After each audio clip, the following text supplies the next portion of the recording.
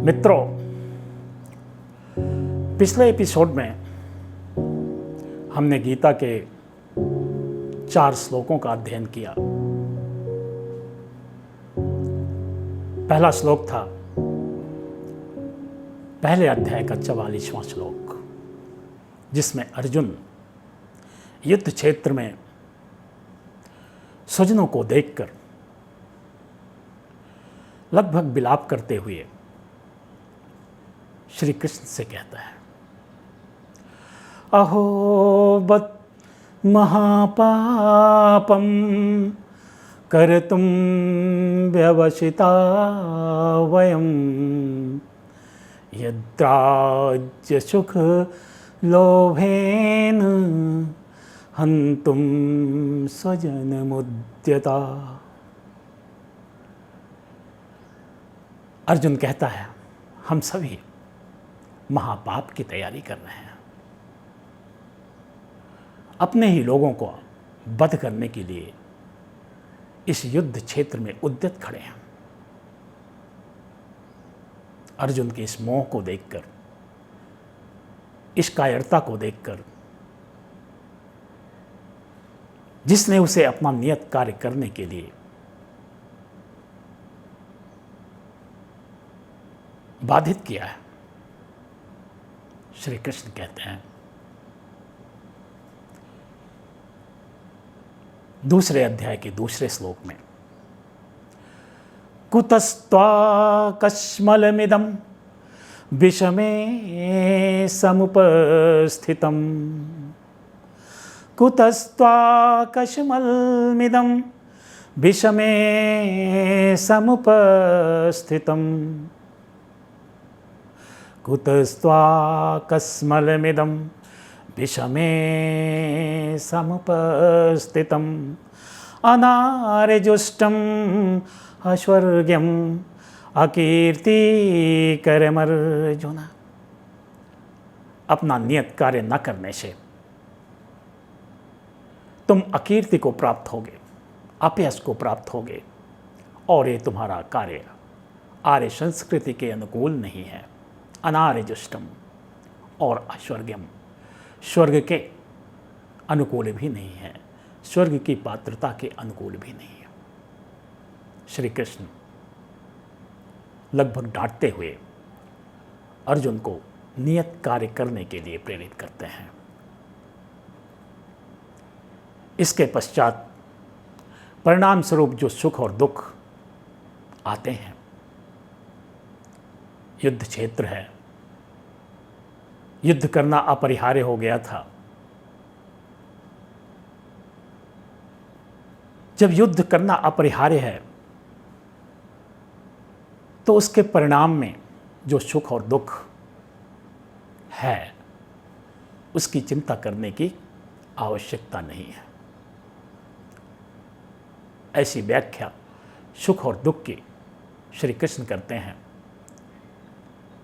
कि सुख और दुख युद्ध के पश्चात अपरिहार्य है, वो जीवन में आएंगे, लोगों का विनाश होगा, दुख होगा।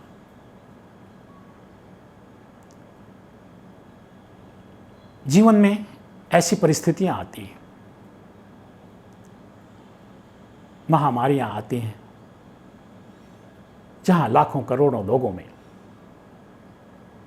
लाखों करोड़ों लोग इस विभीषिका से मृत्यु को प्राप्त होते हैं। युद्ध जब अपरिहार्य होता है तो युद्ध करना पड़ता है, और इसमें भी लाखों करोड़ों लोग मरते हैं। तो उन परिस्थितियों को हमें सहन करने का अभ्यास करना पड़ेगा। सुख और दुख इंद्रिय बोध के विषय हैं। श्री कृष्ण कहते हैं, मात्रा स्पर्शास्तु कौन्तेय शीतोष्ण सुख दुःखदा आगमापायिनो नित्यास्तांस्थिति च स्वभारत। सर्दी गर्मी की तरह सुख दुख आते हैं जाते हैं, उन्हें सहन करने का अभ्यास हमें करना पड़ता है। फिर कहते हैं यं हि न व्यथयन्येते पुरुषं पुरुषर्षभ, यं हि न व्यथयन्येते पुरुषं पुरुषर्षभ। समदुःखः सुखं धीरं सोऽमृतत्वाय कल्पते। जो पुरुष, जो जीवात्मा सुख और दुख को समान रूप से ग्रहण करती है और उनको सहन करने का अभ्यास करती है, वही अमृत तत्व को प्राप्त होती है और मेरे सानिध्य में आ पाती है।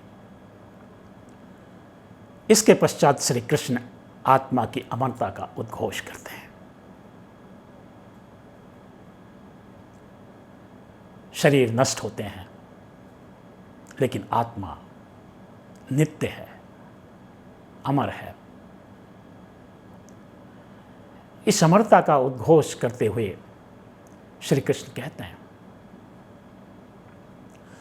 न जायते म्रियते वा कदाचिन, नायं भूत्वा भविता वा न भूयः,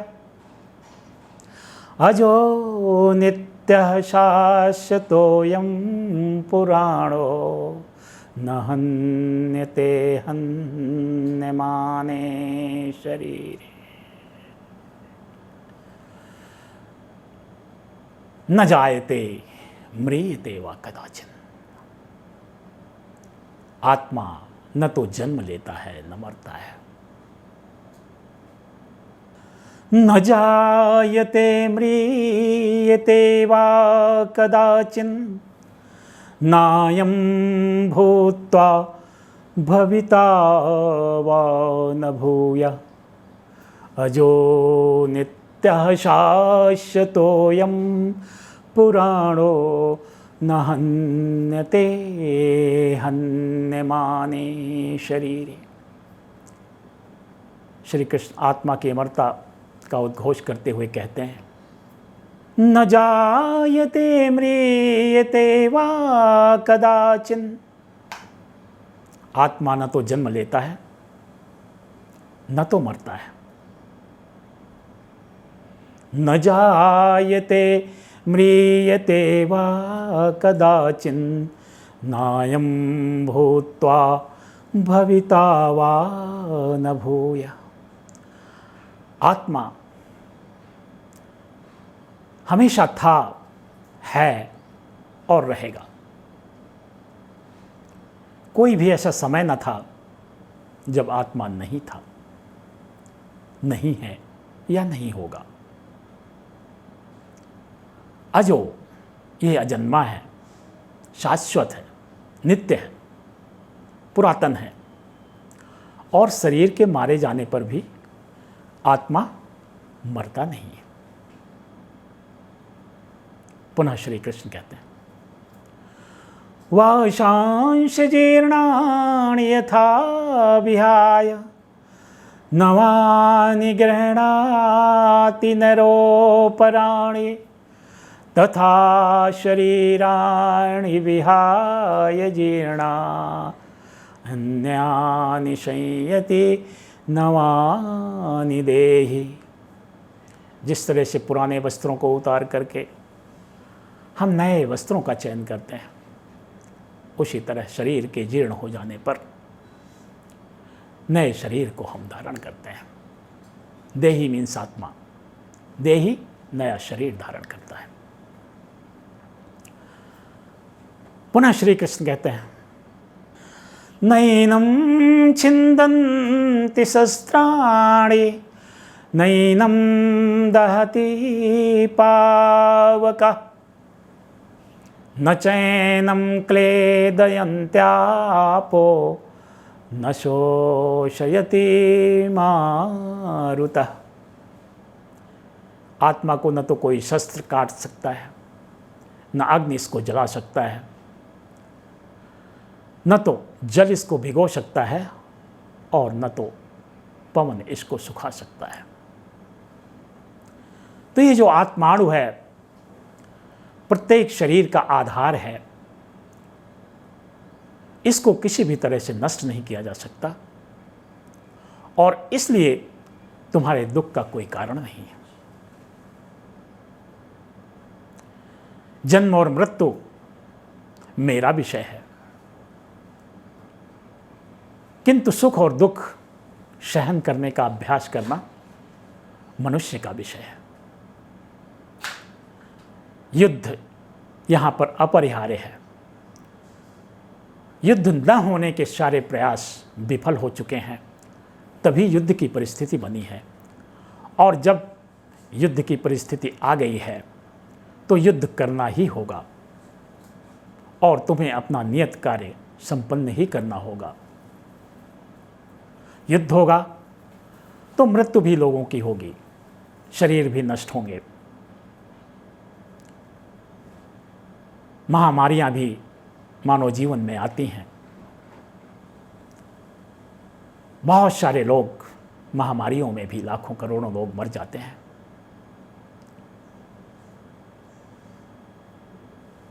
तो ये जन्म मृत्यु तो चलता रहेगा, शरीर नष्ट होते रहेंगे।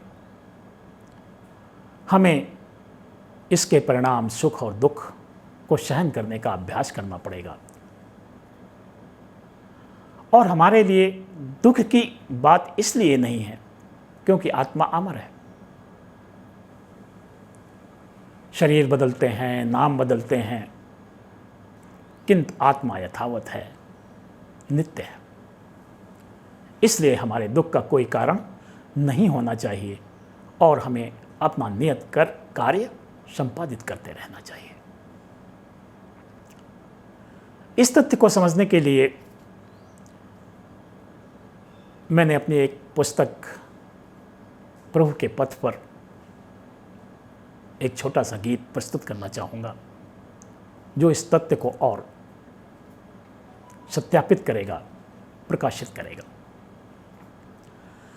मेरा प्रभु मेरी श्वासों में मेरे संग आए जाए, मन तू क्यों है बेचैन, मंद मति समझ न पाए।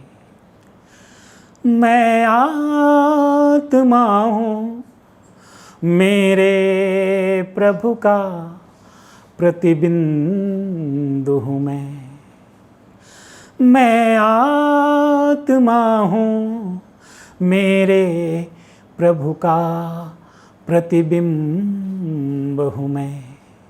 सब व्यक्ति वस्तु स्थान भाव जिसमें है समाये, सब व्यक्ति वस्तु स्थान भाव जिसमें है समाये, वो ही है मेरा प्रभु असीम, जो जाने वह ही पाए, जो जाने वह ही पाए। मित्रों, गीता के इस आत्मा की अमरता के उद्घोष के पश्चात हमें जान सकते हैं कि ईश्वर का ही प्रसार समस्त ब्रह्मांड है। वो परमात्माणु जिसके प्रकाश में हम सभी पल्लवित हैं, फ्लरिश हो रहे हैं। सारा पदार्थ, सारे पदार्थ के अणु, सारे आत्माणु उस परमात्माणु के प्रकाश में पल्लवित हैं। आत्माणु अमर है, इसलिए हमारे सुख दुख का कोई कारण नहीं है। शरीर नष्ट होते हैं, शरीरों के नाम बदलते हैं, किंतु आत्मा यथावत है। भगवान कृष्ण सुख और दुख के साथ इन श्लोकों के माध्यम से आत्मा की अमरता का उद्घोष करते हैं और अर्जुन को उसके नियत कर्म करने की प्रेरणा देते हैं। राधे कृष्ण।